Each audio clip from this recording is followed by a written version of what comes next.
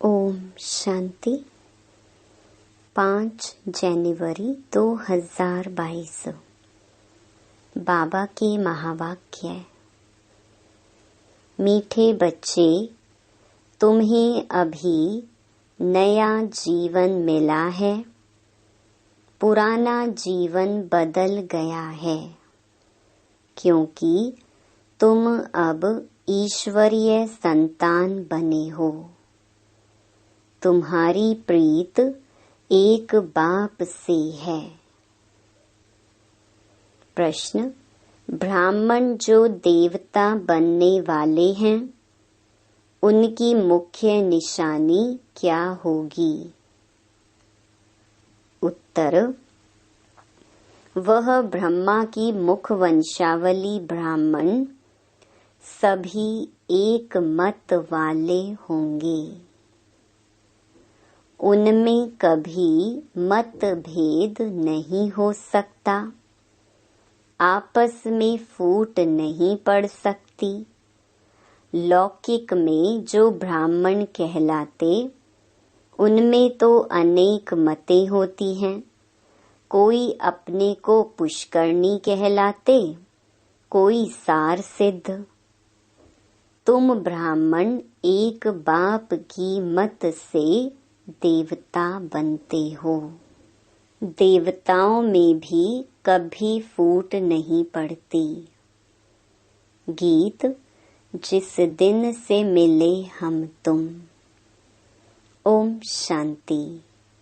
जब जीवात्माएं और परमात्मा अथवा बच्चे और बाप मिलते हैं, तो नई प्रीत हो जाती है, क्योंकि और संग प्रीत टूट जाती है।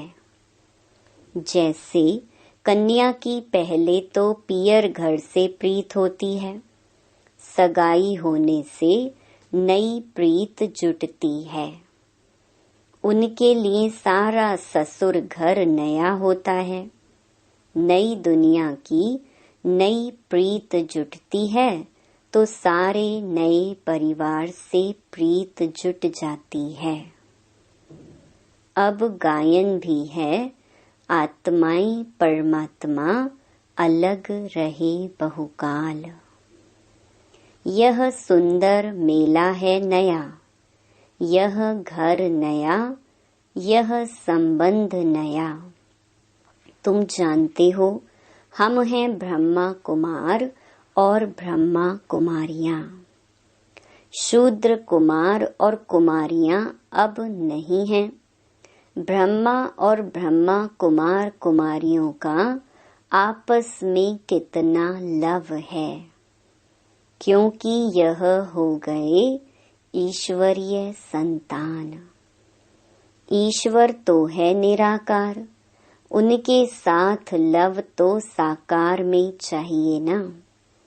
निराकार को कैसे लव करेंगे? आत्मा शरीर से अलग हो जाती है तो लव नहीं होता। आत्मा और परमात्मा जब साकार में मिले तब लव हो।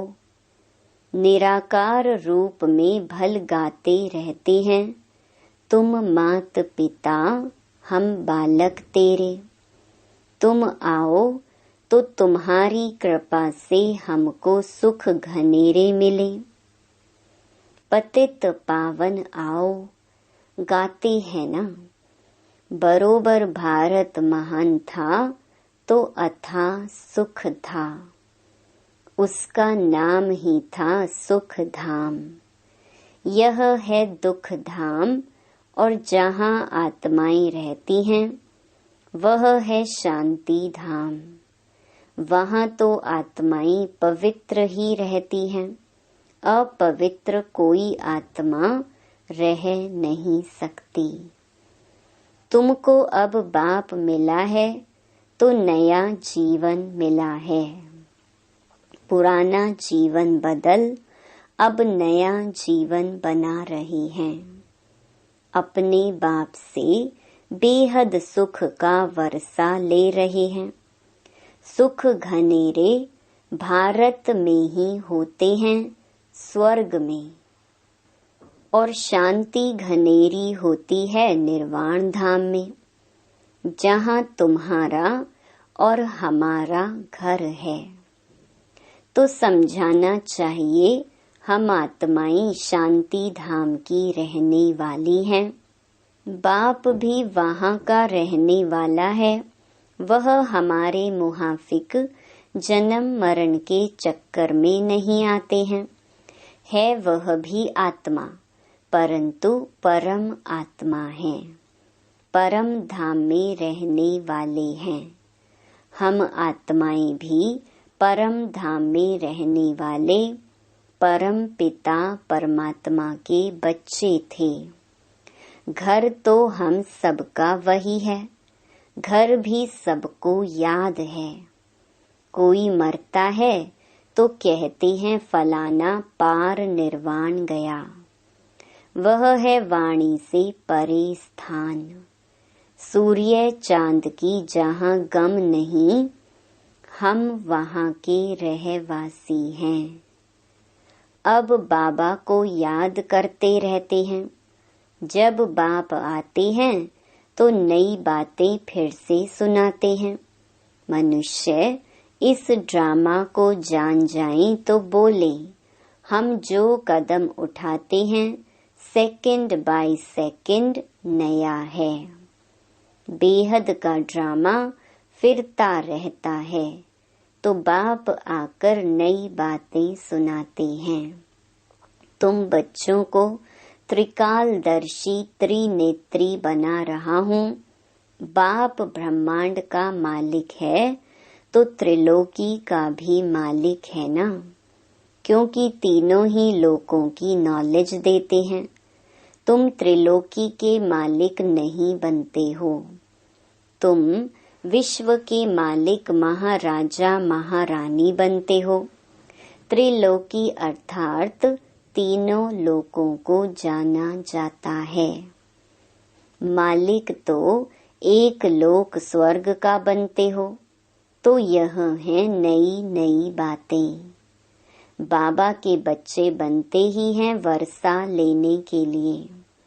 कोई को भी यह समझाना बड़ा सहज है।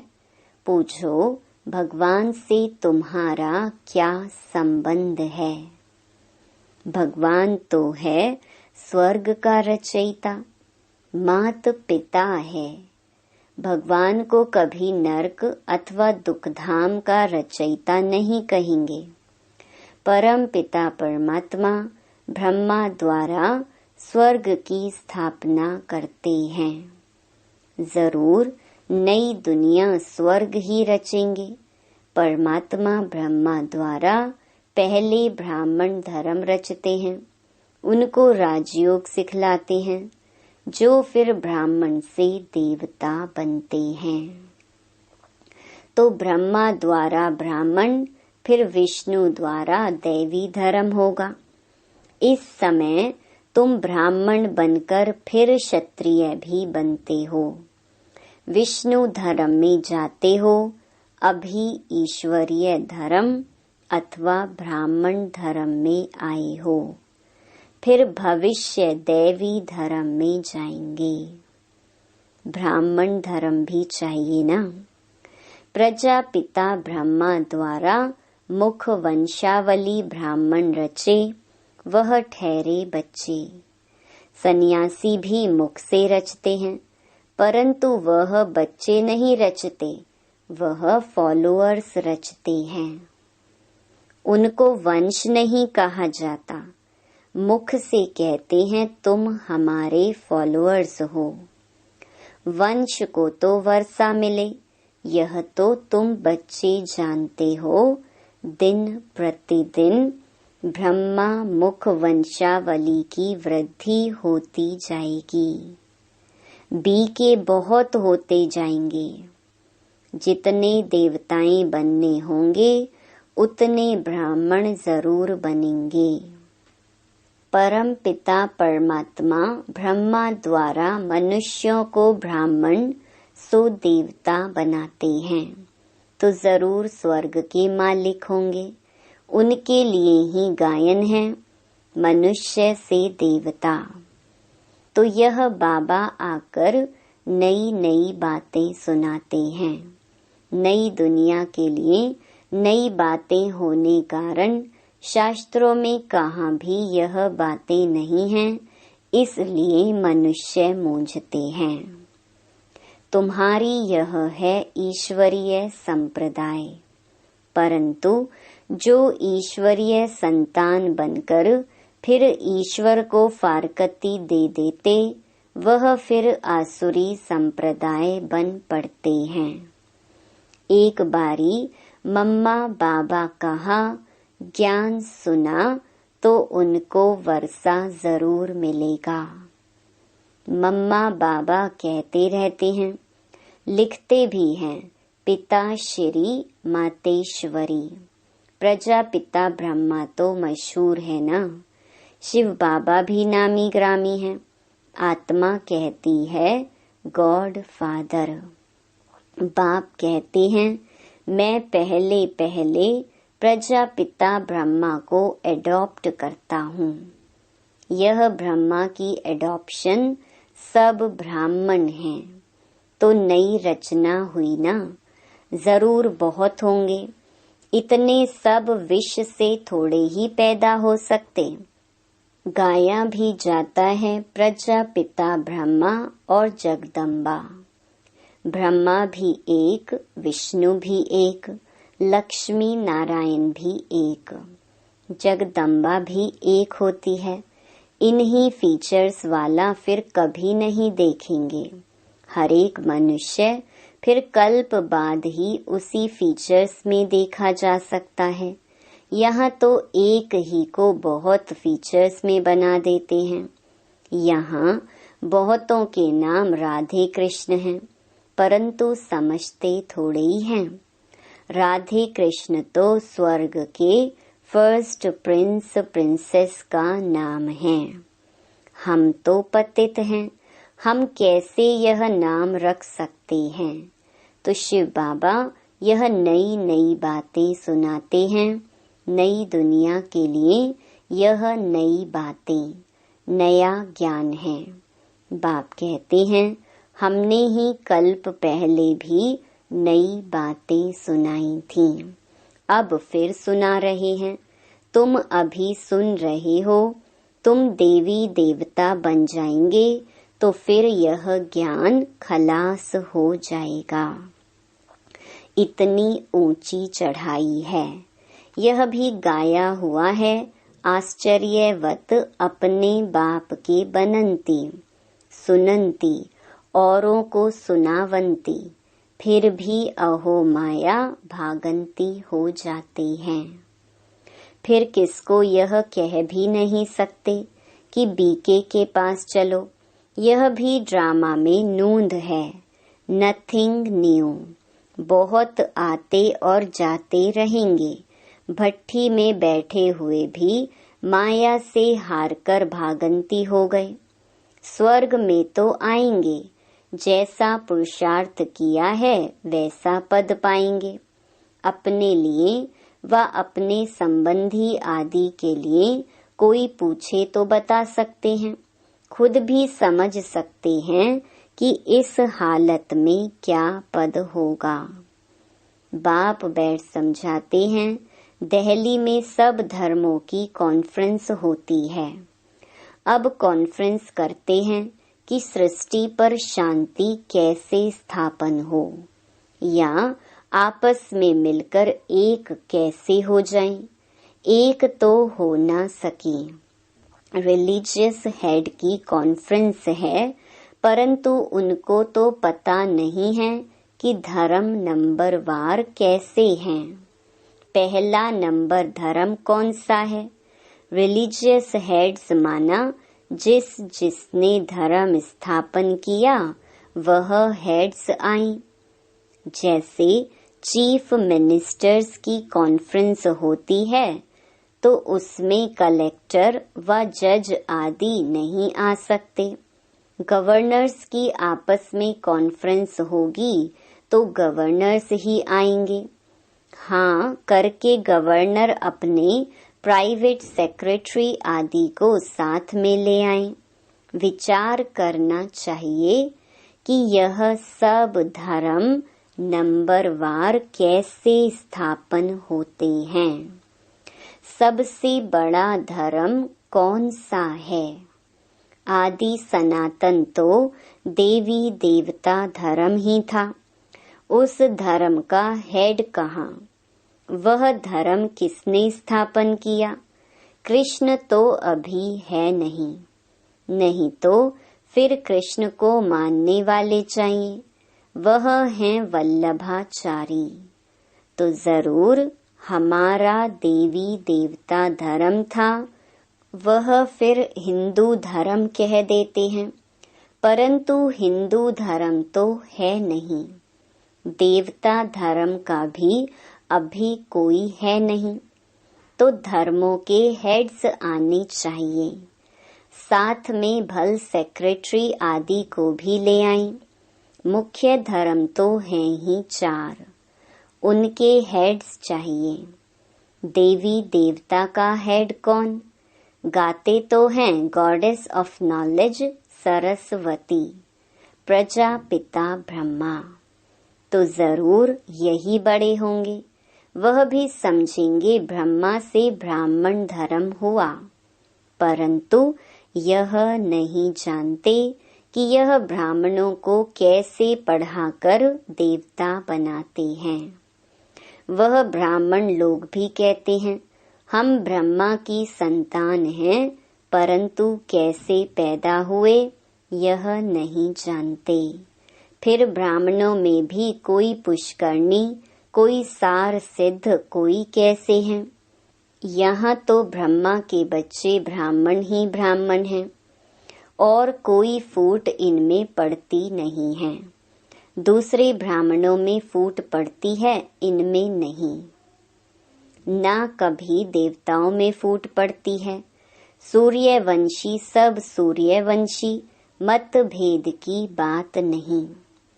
फूट में कितना नुकसान हो जाता है। तो बाप से तुम यह नई नई बातें सुनते हो ना।